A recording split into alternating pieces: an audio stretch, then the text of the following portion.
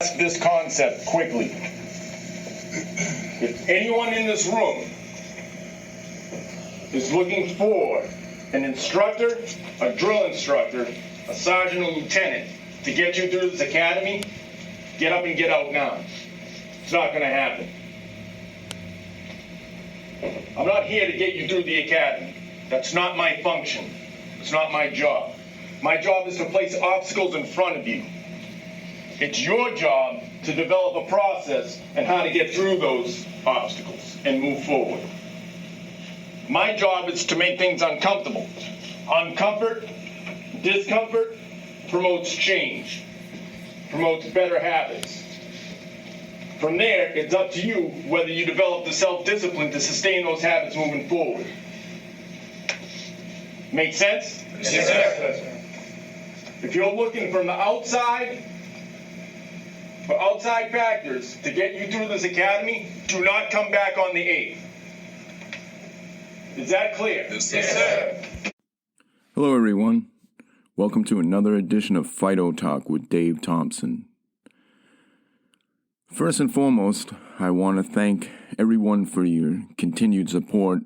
Been getting some really good feedback on Buzzsprout, the platform that hosts this podcast. So just want to take a second to thank everyone for your continued support. It definitely means a lot.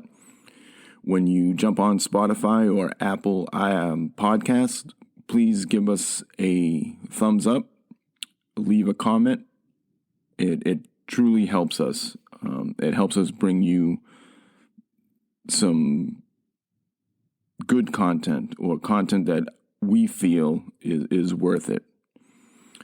So today's episode, we're going to talk about something that has definitely touched my profession and, in my opinion, from afar, looking out from afar, has touched a lot of professions, specifically the first responder professions.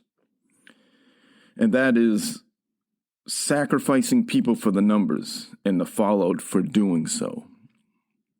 Now, when I first heard this expression, it was from a man named Simon Sinek, who is excellent. And if you guys ever get a chance to listen to some of his stuff or follow what he's saying, he really has some great content, and he really hits kind of like the human side of leadership. And I think that's a very important and mostly overlooked side of leadership. When Sinek is talking about sacrificing people for the numbers, he's talking more about the corporate side of things and profit margins and those type of numbers. Profits quarterly, yearly, 5 years out, and those type of projections. When I hear sacrificing people for the numbers, I automatically think of recruiting. I think of the quality of candidates coming into the career field, into the job. And I think that this saying applies just as much to people when you're sacrificing the numbers for the people already in the job. So what happens when we do that? And what does that mean, sacrificing the people for the numbers? If for whatever reason we're trying to recruit because of staffing shortages, or because the need for people is growing, the job is growing, the industry is growing,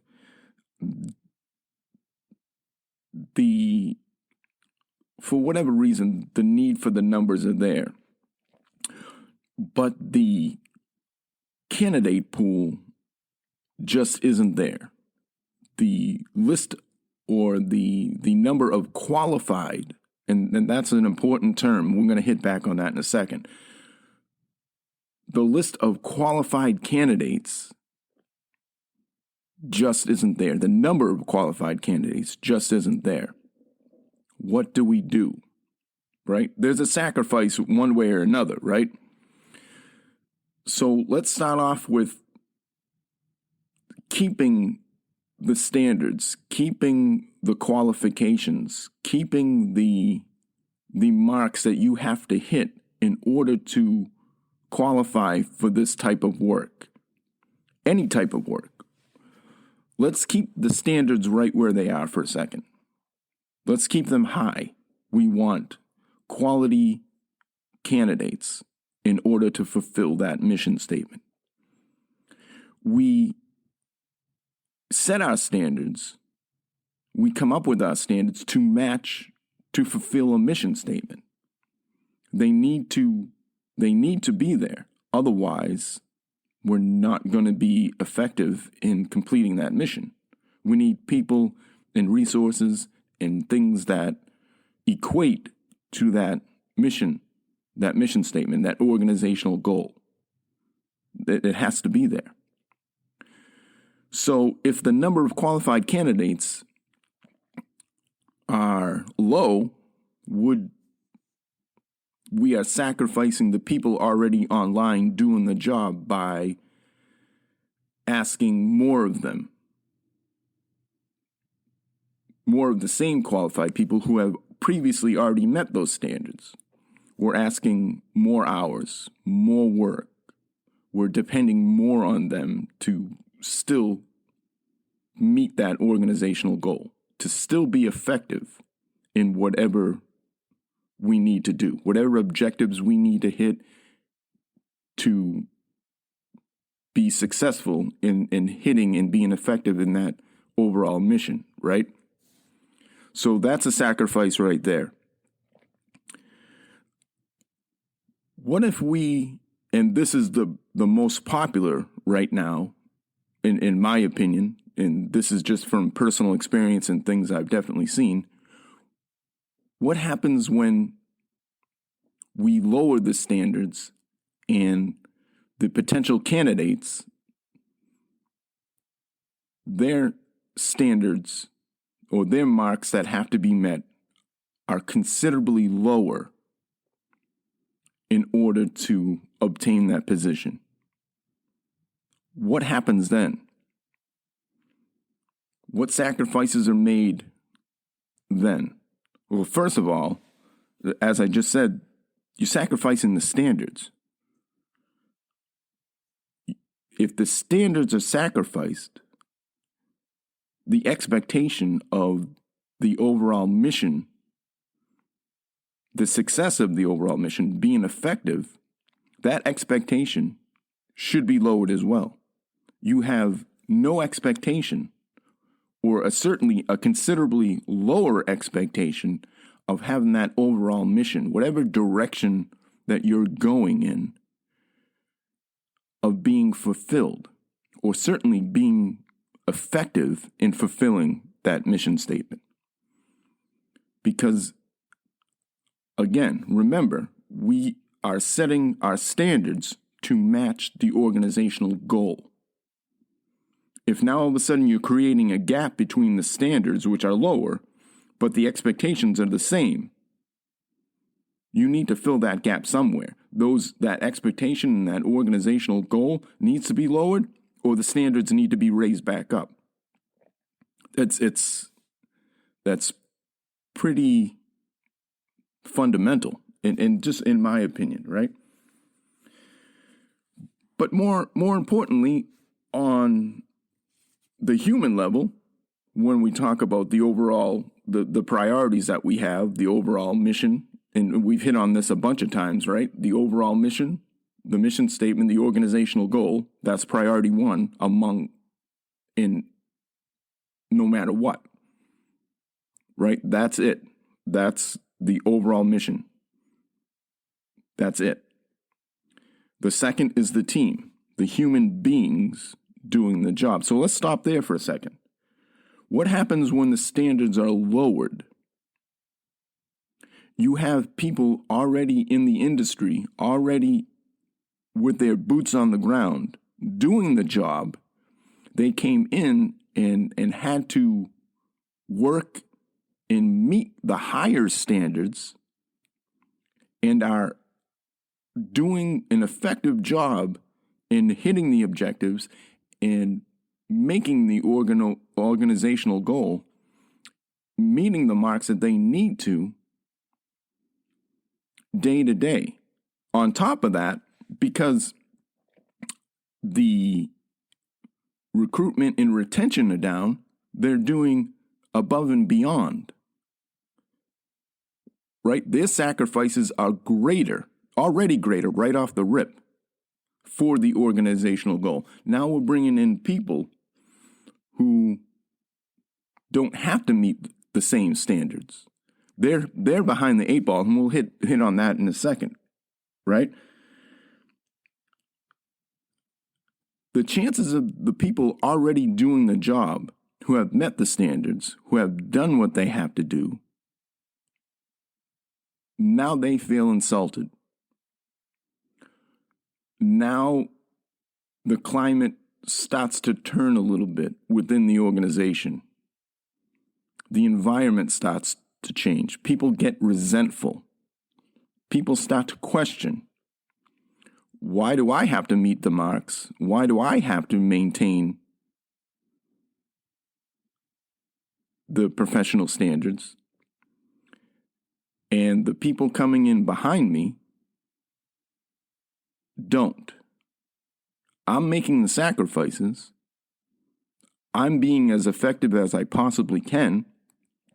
I'm making the sacrifices now for other people to come in who are afforded the same opportunities, the same compensation, the same benefit packages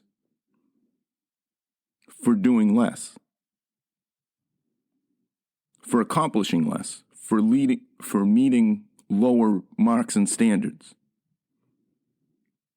That builds resentment. The very top of the heap, or the boots on the ground that are doing it despite feeling that way, because we all give a shit what people think. We've covered that before. We all do.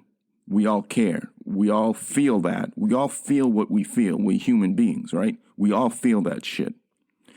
But the most professional are going to do it because it fulfills something inside of them.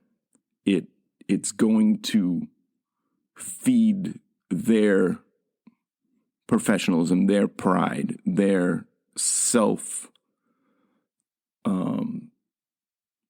their self-respect. They're going to do it because they are professionals, despite the organization, the administrators, the frontline leaders, whoever are just trying to extract the most they can in the name of numbers.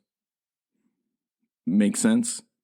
It's not a reflection of that numbers over the people approach. That's not a reflection at all. And I think sometimes the people in those positions get it twisted. It's a personal thing. They do it out of personal pride. But what message did I send to the new recruits or the new candidates who are coming in at the lowest standard? I don't believe that you are capable of meeting the new standard. I think you're less than the people I have online now. However, my numbers are more important than your effectiveness. Right? And I am going to jump on the fact that you have maybe lower self-pride lower self-esteem just need compensation. You need benefits. I am going to take full advantage of that, lower the standards, make you kind of think that you're entering into something that you've earned, and maybe you have at a lower standard. Short term might make you feel good. Long term, when you realize the obstacles that are coming your way, or the obstacles that you haven't seen yet, that your lowered standards or the lower standards haven't prepared you for, that approach has done that individual with the lower standards a huge disservice. A huge disservice. And if you're doing an individual on a team, in an organization, a disservice, you're doing the overall mission even a bigger disservice. As that pendulum swings to the lower standards, to the less accountability, the less responsibility, the inevitable collapse of the work environment, the professionalism, those intangibles that can't be trained, they can't be mentored, they can't be counseled, they can't be evaluated. Those intangibles that you just cannot at all force in and out of somebody are going to be the downfall of the effectiveness of whatever approach that you're trying to use. You're not going to command or demand or hope, wish, pray, and dream your way into an effective organizational goal. That it's just not going to do it.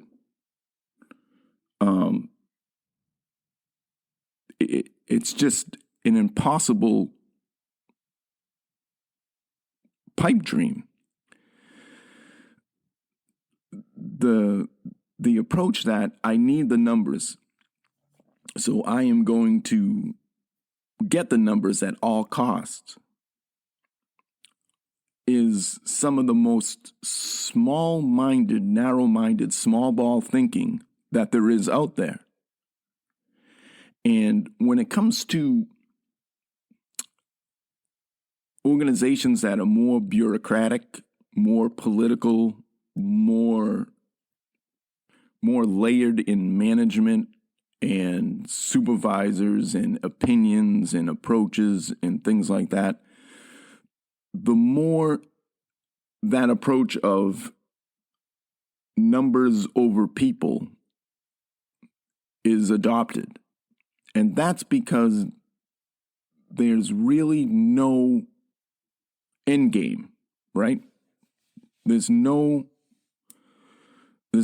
there that you can say that you have accomplished. It's an ongoing saga. It's let me get to this certain mark where, as an individual, I can selfishly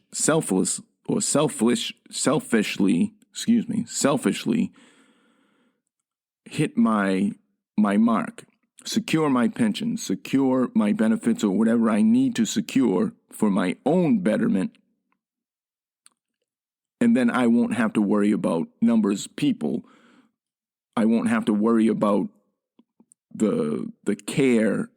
I won't have to worry about the well-being. I won't have to worry about the organizational goals, the objectives, the direction that we're going in. I won't have to worry about that shit anymore, right? So for now, I can just put a pressure dressing on the bleeding. I can put a Band-Aid on the small cuts. I can put out fires every day. I can go ahead and get by with lack of big picture thinking. The sustainability, well, that'll be for someone else, right? The organizational goal, it's a goal. We got it on paper, right? Yeah, we have a mission statement, and I make sure each of my department has a mission statement. I'm checking the boxes. I check the boxes for 20 years, and then I can move on. No one gives a fuck, right? No one gives a fuck short term. No one gives a fuck short term. That's very true. But these decisions, when there are people who have pride, work ethic, they do have those intangibles that can't be taught. Those are the people that are paying the price. And they're paying the price with forced overtime, with sacrificing family time, sacrificing health, sacrificing emotional, mental, and spiritual health. Those are the people that are making the sacrifices, the huge sacrifices. And the lack of effort, and I guess that's what it really comes down to, right? The lack of effort in wanting to address these real issues, these lower standards, these recruitment retention problems, these qualified candidate problems. It's an effort thing, right? Everyone's got the opinion or an opinion or an approach of, what can I do short term to get by? What can I do short term to get by? Nothing good comes with a reaction, for the most part, right? For the most part, when it comes to long-term answers or long-term problems, right?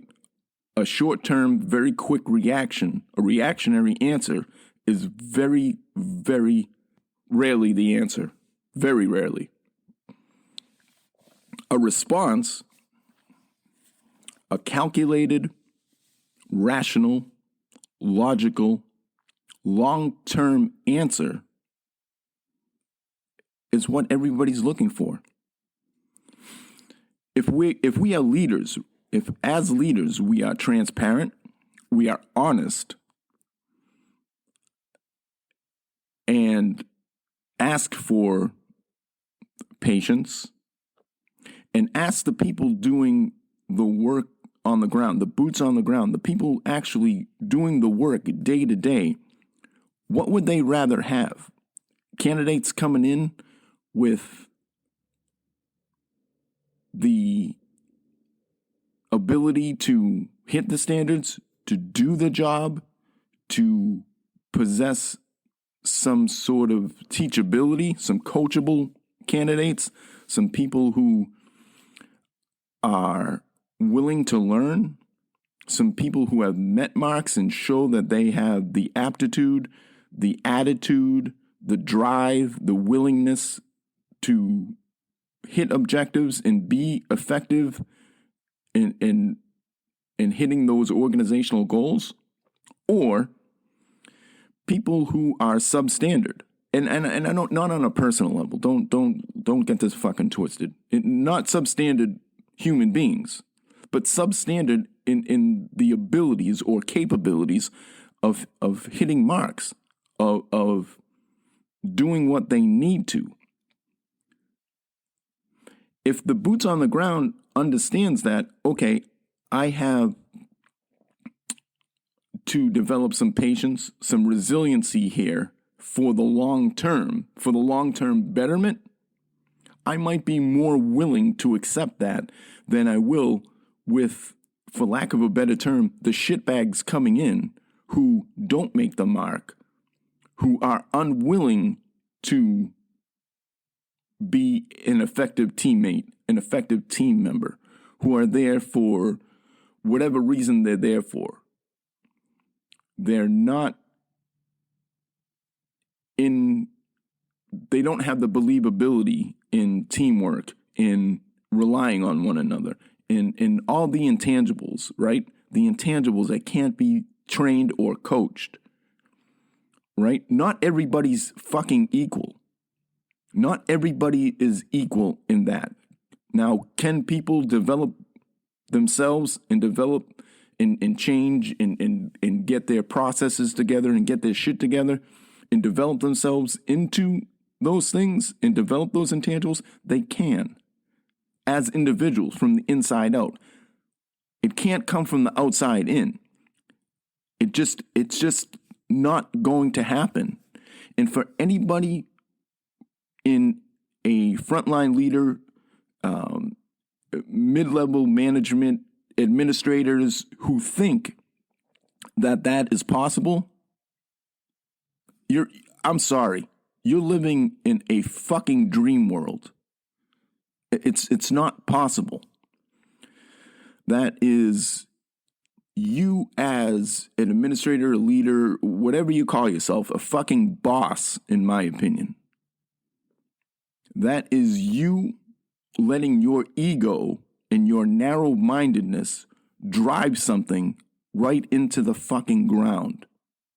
You're going to push the good people to an approach of, fuck it. If I can't beat them, I'm going to join them. My believability in your organization, your organizational goals, your objectives, your direction is out the window. Without that believability, you will not have my engagement. Without my engagement, my productivity will go down. I am here for me in selfish reasons, right? I'm going to join that bandwagon. I'm going to jump right on that bitch. And now here, I'm going to be here for the selfish reasons. You will get what you get from me as long as I am getting something tangible in return. Not the intangibles, because I can no longer fulfill those. I no longer get gratification, self-gratification, from putting out the extra effort. I no longer get self-fulfillment. I no longer get any personal growth and development out of this place. But if I'm going to swing my feet on the ground every day, and I'm going to be subjected to extra hours, extra work, in my opinion, somebody constantly over my shoulder, nitpicking. If I'm going to work under a microscope, I'm going to make you pay one way or another, whether it's compensation, benefits, time off, sick time, one way or another, I'm going to get mine, right? If I'm not going to get personal growth, self-development, self-gratification, if I'm not going to fulfill those intangibles in this organization, I'm either going to stay and get fulfilled one way or another, right?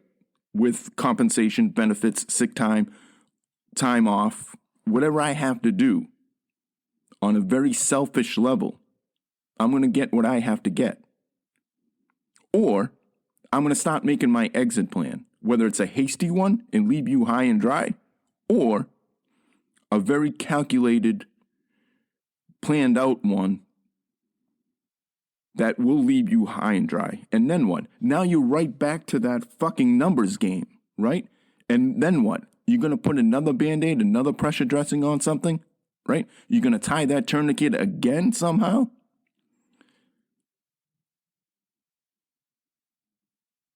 Maybe it's time to wake up a little bit. And for the boots on the ground, the people doing the right thing, the influential leaders, the influential teammates, the people who do have those intangibles, understand what it is, or at least try to understand the big picture, and then make your decisions from there. Prioritize what is most important to you. Prioritize what's most important to you. One thing I will